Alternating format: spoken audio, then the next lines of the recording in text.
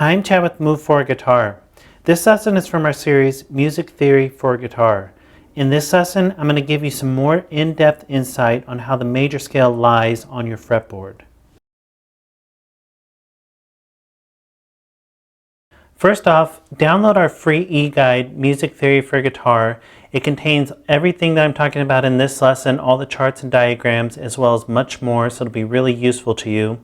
And like I said, it's free, so there's no reason not to just go download that. But I am working on it right now as I'm filming this lesson, so it may not be available as you're watching this lesson. And if it's not available yet, it'll say coming soon. And if you'd like to get notified when it is available, you can sign up for our mailing list, and we'll send you a notification for when it is available and let you download it. And also, if you're signed up for our mailing list, you'll receive all updated versions as well. But don't worry, you don't need the e-guide to follow along with this lesson because all the charts and diagrams will be on the screen. And also, we add at least one new lesson every day, so be sure to subscribe. This is part 12 in our series, Music Theory for Guitar.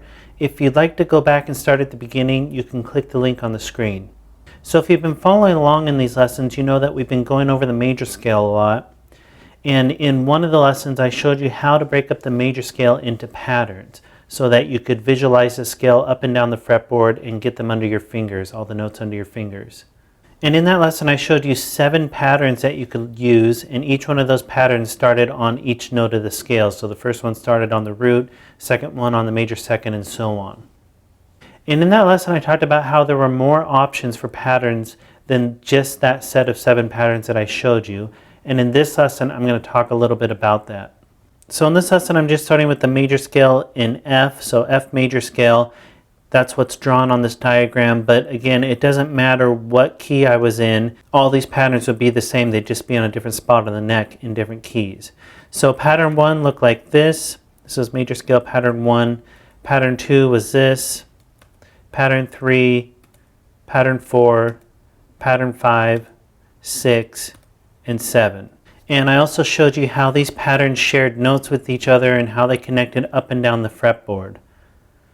And because there's unison notes on the guitar, which you should know that by now and know where those lie if you've been following along in this series, that means there's more than one way, there's quite a few ways to play these patterns. That's because there's notes that are the same note just on different strings. So for example, pattern number 1 out of the 7 that I showed you started here on this root, and it went to the 2, 3 right here. Then it went down a string towards the floor if you're holding your guitar to the 4, 5, 6. Then down a string towards the floor, 7, and then it repeated root 2, 3, 4, 5, 6, 7, root 2, 3. That was pattern 1 out of the 7 patterns that I showed you, and that was the order of the notes. But because there's unison notes, like I was saying, because this 5 and this 5 are the same note, which you'll remember from the unison note lesson, I could go and just change it up a little bit. I could go root 2, 3, 4, 5, 6, 7, root 2, 3, 4 right here, and then drop down to 5, 6, 7, and then I could go root here, or this is a unison note over here, so I could hit this root, and then 2, 3, 4. It doesn't matter. I could switch up those patterns any way that I want to and create my own or use some that others use. It doesn't matter. Because there's unison notes, you can move those unison notes from one string to another. Like I just showed you, this is a 5th on this string and a 5th on this string. When I'm playing pattern 1, I have a choice of either of those.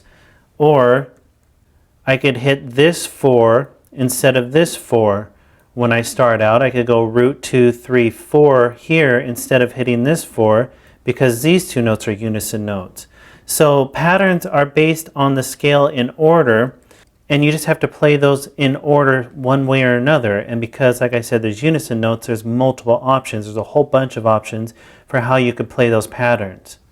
And that's one thing that a lot of beginners or a lot of people who've even been playing for a while get confused on the guitar. Because the guitar can go horizontally this way or vertically this way, which if you're holding the guitar, this is going towards the body of the guitar, this would be going down towards the floor.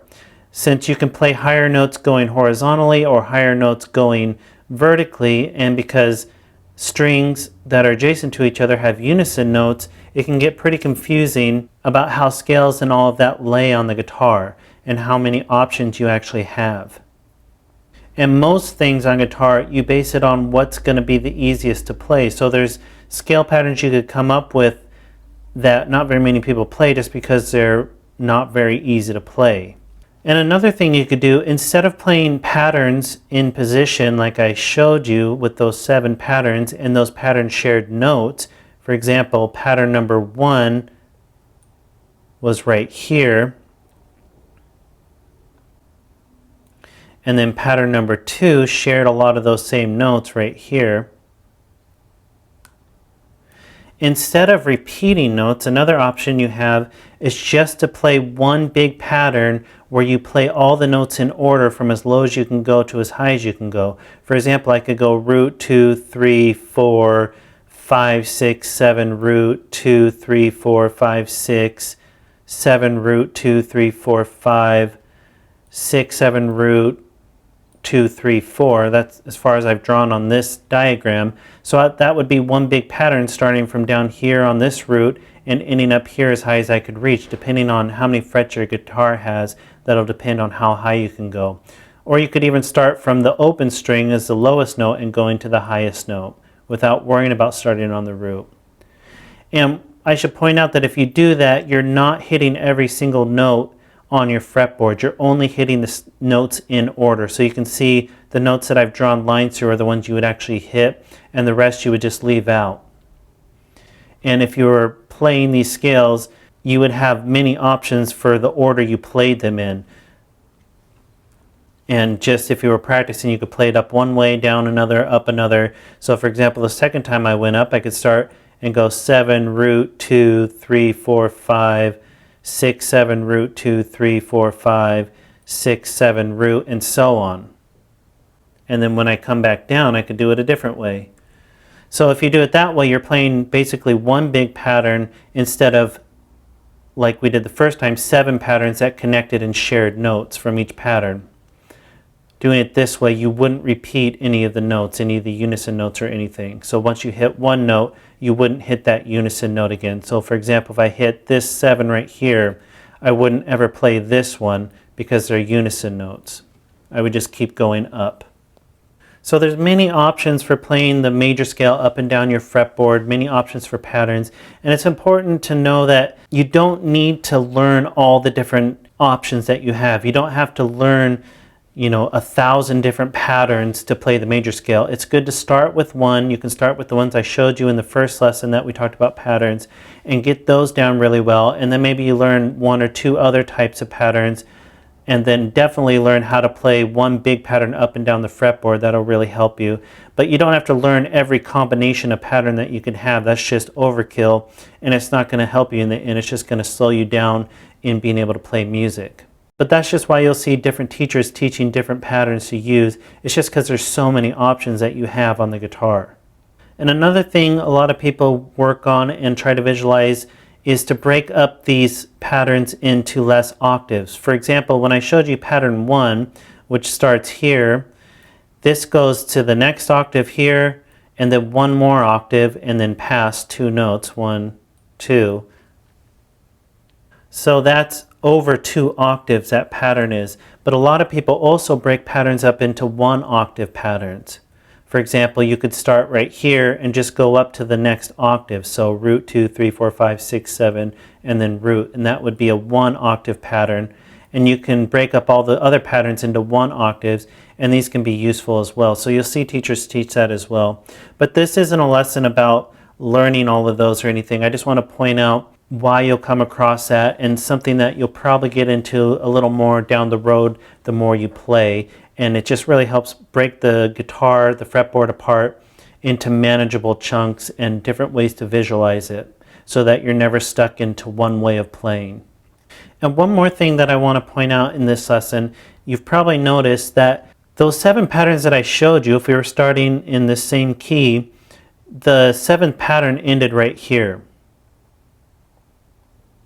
because you're starting on the 7th note of the scale. So your first one started here,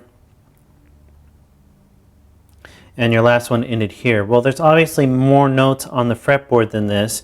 You can see up here, and depending how high your guitar goes, you probably have even more notes than this available. And then you can see there's some notes down here in the open position.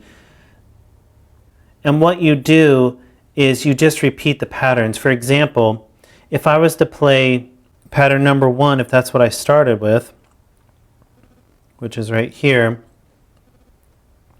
once I got to pattern number 7, which started right here, I would just play pattern number 1 again in a different position. So I'd play it starting right here, which would be the 13th position